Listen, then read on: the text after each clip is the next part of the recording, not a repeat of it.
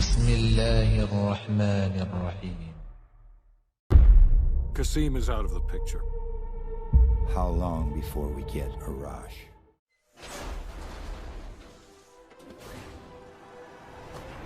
ایک محب وطن سائنسدان کی سنسنیخیز داستان جس نے پاکستان کو ایٹمی طاقت بنانے کے لیے سر دھڑ کی بازی لگا دی، پیش خدمت ہے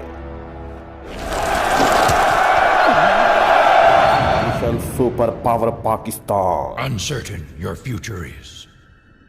Find yourself. You must.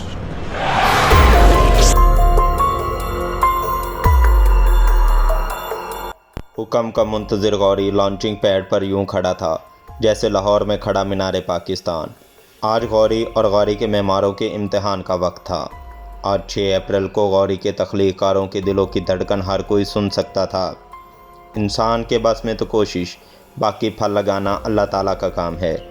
Ghori کے خالق یہ بات بخوبی جانتے تھے کہ اگر خدا نخواستہ کوئی انہونی ہو گئی تو کوہوٹا دشمن لابی ہمارا جینا محال کر دے گی۔ 6 اپریل کا موسم بالکل صاف تھا اور موسم کو میزائل لانچنگ کے لیے آئیڈیل قرار دیا جا رہا تھا۔ کچھ لوگ وسوسوں میں مبتلا تھے، لیکن ڈاکٹر خان پوری طرح مطمئن نظر آ رہے تھے اور انہیں مکمل یقین تھا کہ ابھی غوری 300 کلومیٹر بلندی پر جا کر بلوچستان میں پہلے سے طے شدہ ٹارگٹ ایریا کا رخ اختیار کرے گا۔ انہیں کامل یقین تھا کہ آئندہ چند منٹ براعظم ایشیا کے تاریخ ساز لمحات ہوں گے۔ ملوٹ میں لانچنگ پیڈ کے گرد سیکیورٹی زون میں آباد خیموں کے شہر میں ہر شخص موجود کی نظریں غوری میزائل پر لگی ہوئی تھیں۔ خیموں کے اس شہر میں 3 اپریل سے 300 کے قریب افراد موجود تھے۔ ان میں آدھے ٹیکنیکل لوگ تھے اور آدھے فوجی جوان تھے۔ یہ جوان مختلف فرائض سر انجام دے رہے تھے۔ کوہوٹا کے شعبہ میزائل سازی کے انچارج جناب بدرالاسلام اور ان کے دستے راز ڈاکٹر جوید ارشد مرزا بھی پوری طرح مطمئن تھے۔ KRL کے شعبہ میزائل سازی میں غوری میزائل کے انجن کو ٹیسٹ کیا جا چکا تھا اور اس کے کنٹرول سسٹم اور خودکار کمپیوٹر میزائل سے وابستہ ساتھی بھی محسن پاکستان کی طرح بالکل مطمئن نظر آ رہے تھے، کیونکہ وہ بہت جلد قوم کی نظروں میں سرخرو ہونے والے تھے۔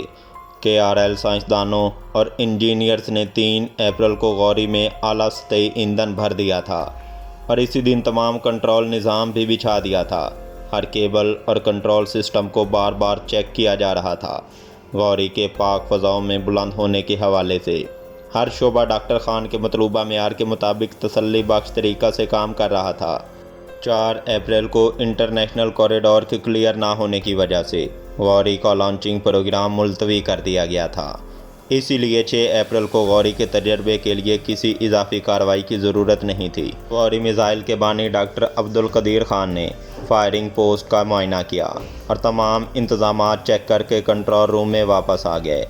فائرنگ پوسٹ غوری میزائل سے کوئی زیادہ دور نہیں تھی، بلکہ چند کلومیٹر کا فاصلہ ہی تھا، جس وجہ سے خدا نخواستہ غوری میزائل کے پھٹ جانے کی صورت میں فائرنگ پوسٹ میں موجود انجینئرز کی زندگی کو زبردست خطرہ لاحق ہو سکتا تھا۔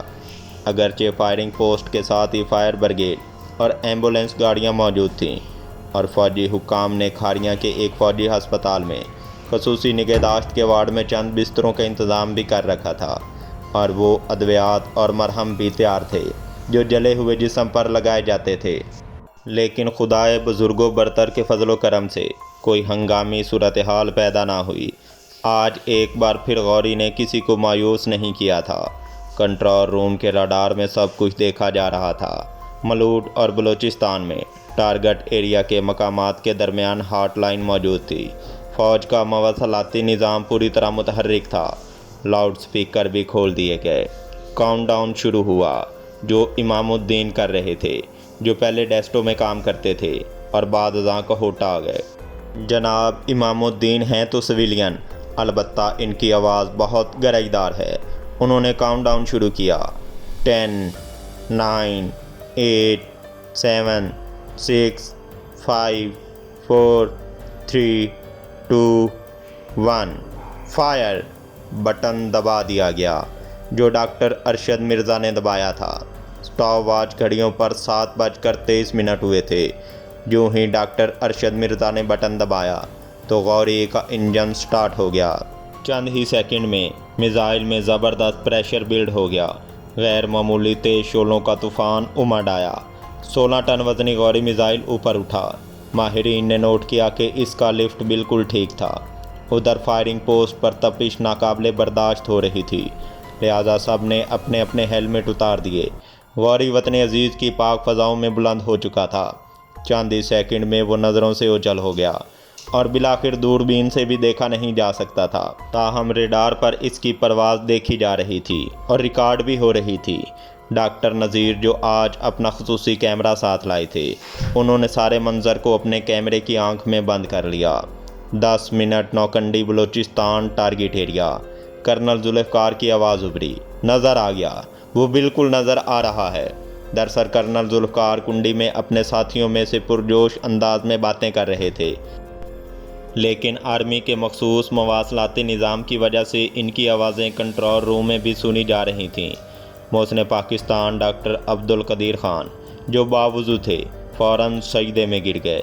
जब वो डॉक्टर ख़ान सजदे से उठे तो फ़ौजी अफसरान इनसे गले मिलने लगे।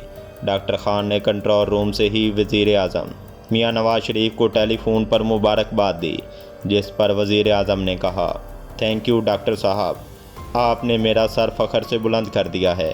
गौरी के कामयाब तजर्बे के बाद सब लोग हेडक्वार्टर चले गए, जहां पर एक पुरतकल्लुफ़ नाश्ता सबका इंतज़ार कर रहा था। मैंने एटमी धमाका होते देखा, इंतज़ार कीजिएगा।